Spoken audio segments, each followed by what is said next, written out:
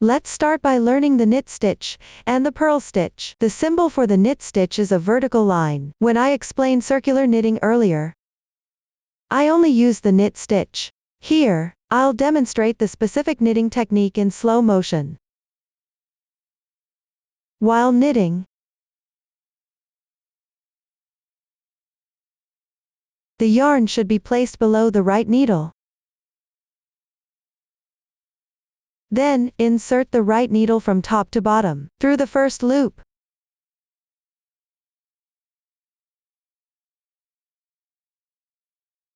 Pay attention, it's not between two loops. Yarn over and draw through.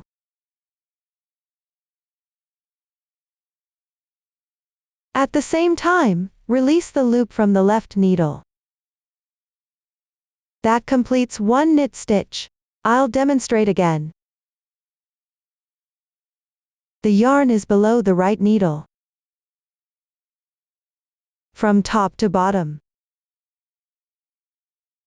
Insert into the loop on the left needle. Yarn over and draw through.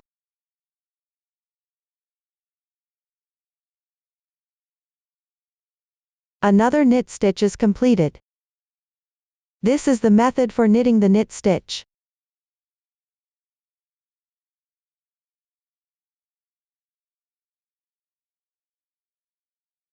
Let's continue and knit the entire row using the knit stitch.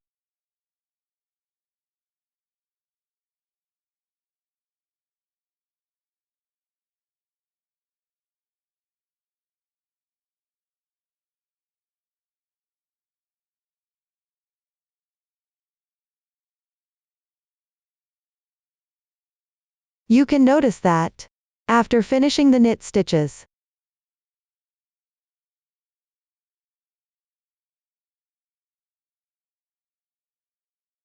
the side facing you forms a braid-like texture below.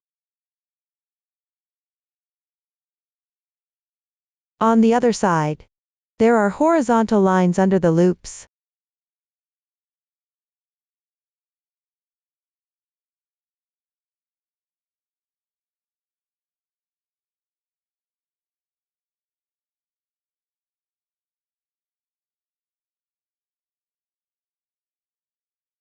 The symbol for the purl stitch is a dash.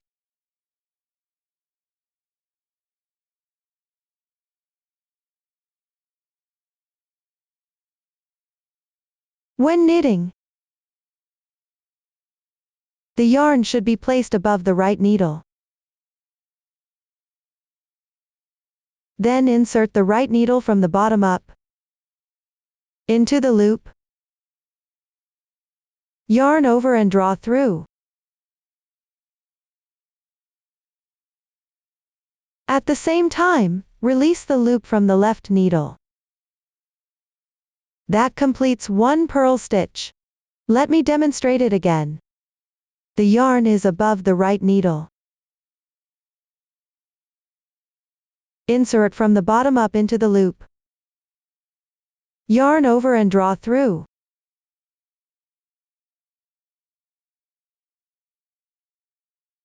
That completes another purl stitch. This is the method for purl stitching. Let's continue and purl the rest of this row.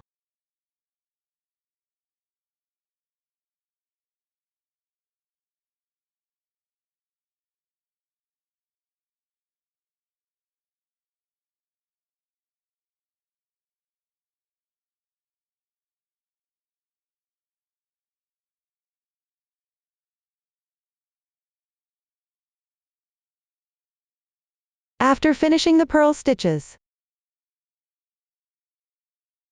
the side facing you will have horizontal bars below the loops.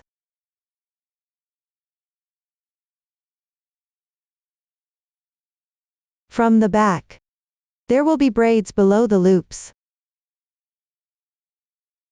Next, let's learn about yarnovers. The symbol for a yarnover is a circle. Here, I will explain a few different methods for handling yarnovers based on the situation. If the stitches on either side of the yarn over are knit stitches, after completing one knit stitch, When you reach the yarn over, simply wrap the yarn from front to back around the right needle. The yarn over is now complete. Then continue with a knit stitch. You can see that there is now an extra loop here.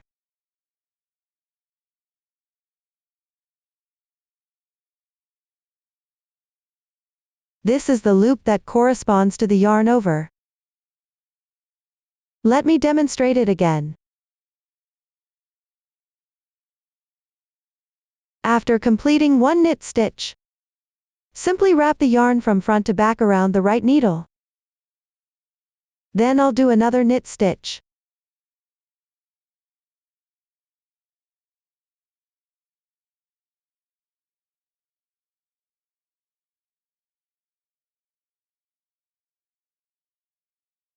If the stitches on either side of the yarn over are purl stitches,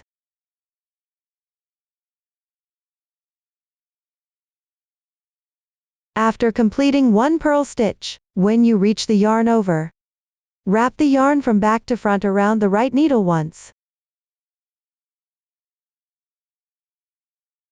The yarn over is now complete. Then work one purl stitch.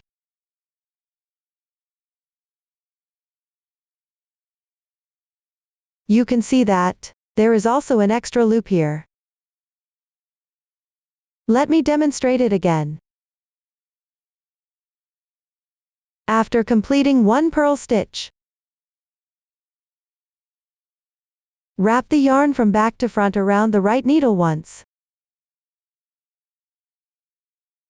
Now I'll do another purl stitch.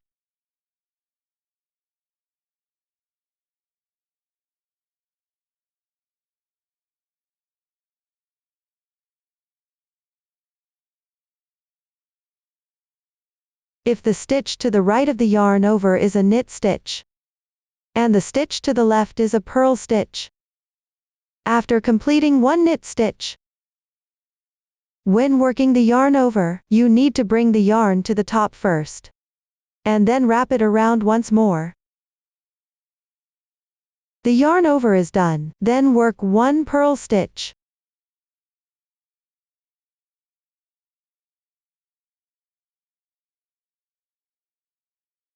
You can see that there is also an extra loop here. Let me demonstrate it again.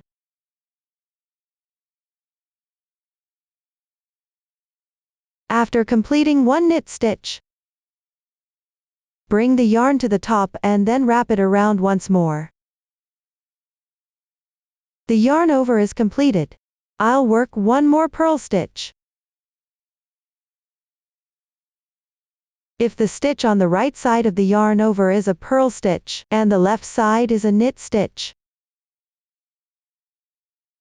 after finishing one purl stitch, the yarn stays above the needle. Then you can directly work the knit stitch.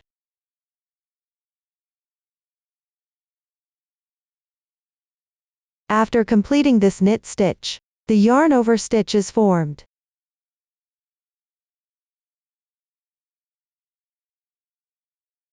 Let me demonstrate it again.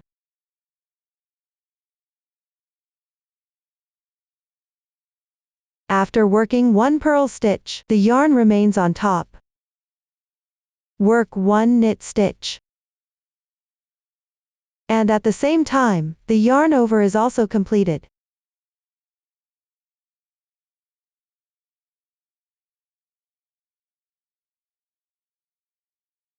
This way, we have covered a few scenarios of the yarn over. Let's learn how to work. Knit 2 stitches together through the left side, or simply, left leaning knit decrease. When crocheting, insert the right needle from left to right, pass through both loops at the same time.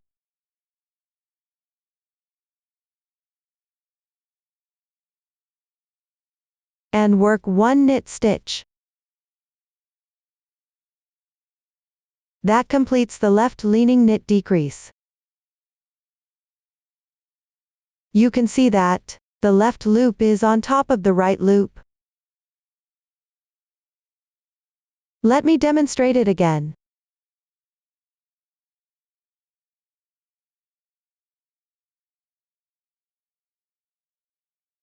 Insert from left to right through these 2 loops.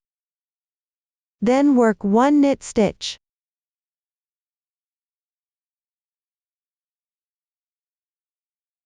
That's how you do the left-leaning knit decrease. Now let's move on to the SPO. Short for right-leaning knit decrease. When knitting, start by using the right needle, slip 1 stitch knitwise. Then work 1 knit stitch. Next, use the left needle to lift the unworked stitch. Pass it over the worked stitch, and drop it off the needle. That completes the SPO. You can see that the right loop is on top of the left loop. I'll demonstrate it one more time.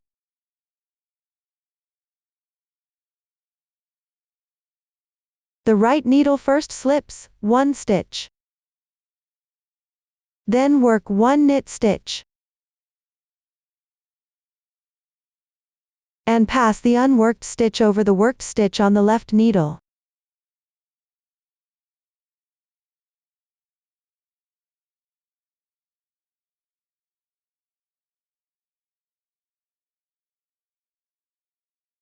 That's how you do the right-leaning knit decrease. The second method, knit 3 stitches together in the middle. First, pick up 2 stitches at the same time from left to right.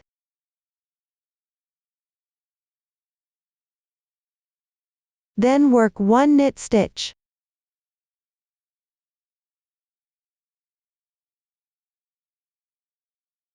And pass these 2 slipped stitches over the 1 worked stitch.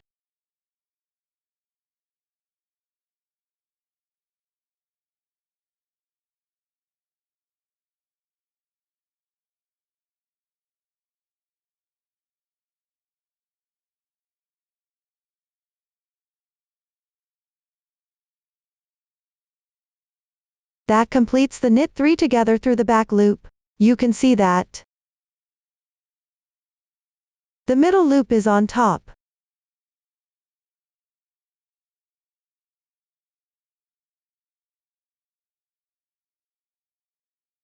Let's start with make 1 backwards loop. Make 1 backwards loop has 2 types, M1BL and M1FL.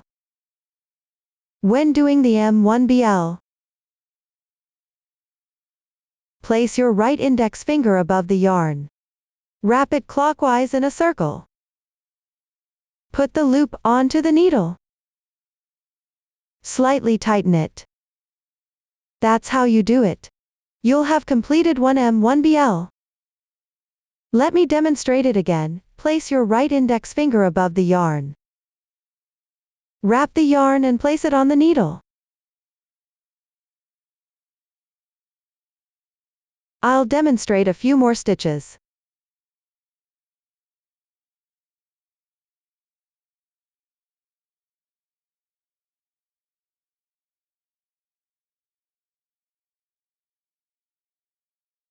Take a look. After completing the M1BL, the thread on the right will be on top.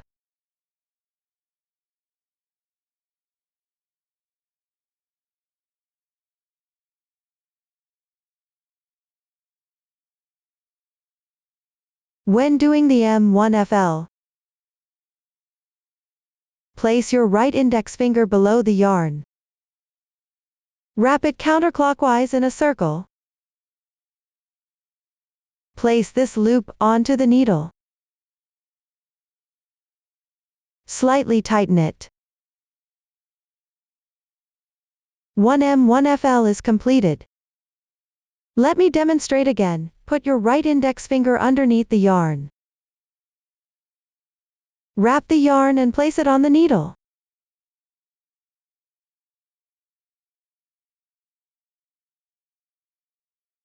I'll demonstrate again. I'll demonstrate a few more stitches.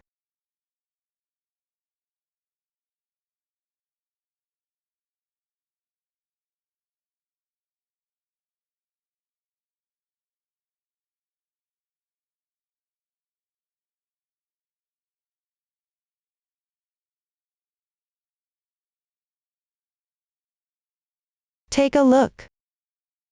After completing the M1FL, the thread on the left will be on top. The thread on the right will be below.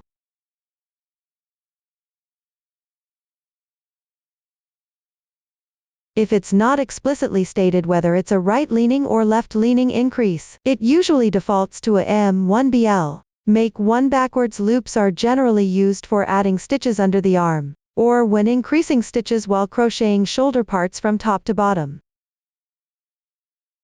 I'll continue demonstrating a twisted purl stitch increase. Insert the left needle from back to front to pick up the strand. Then crochet 1 purl stitch like this.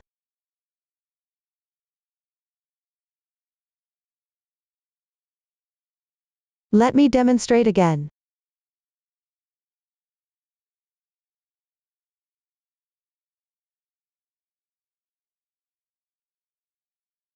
Pick up the carried yarn with the left needle like this.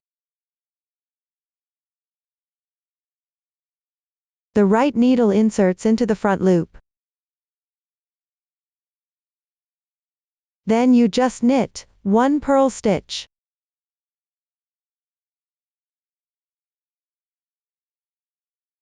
A twisted increase refers to twisting the knit stitch. When we usually talk about twisted increases, we mean twisted knit stitch increases. Before making the twisted increase, you can check that there is a horizontal strand between 2 stitches. When crocheting, there are 2 methods to choose from.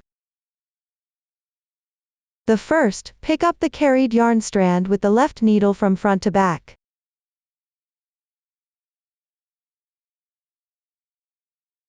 Then insert the right needle from the back of this loop.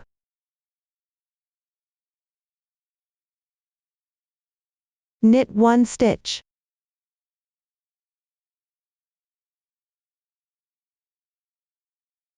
Let me demonstrate it again.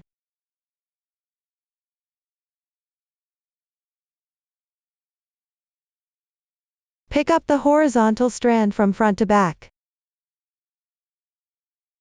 Insert from the back of this loop. Knit 1 stitch.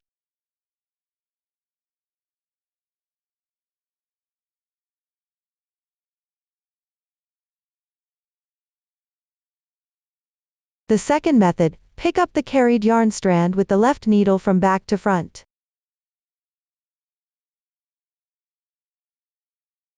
Then insert the right needle from the front of this loop.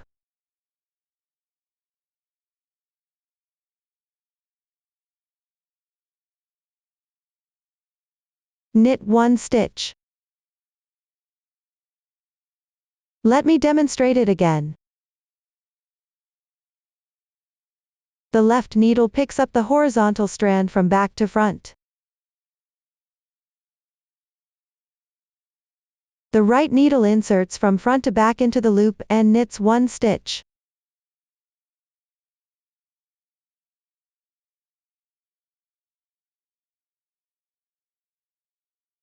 You can notice that these 2 methods of twisted increase stitches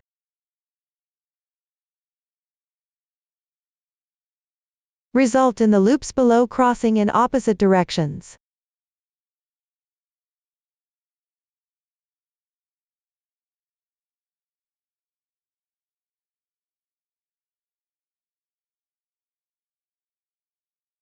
Because the added stitch is tighter, the texture might not be very obvious. You can choose based on your preference.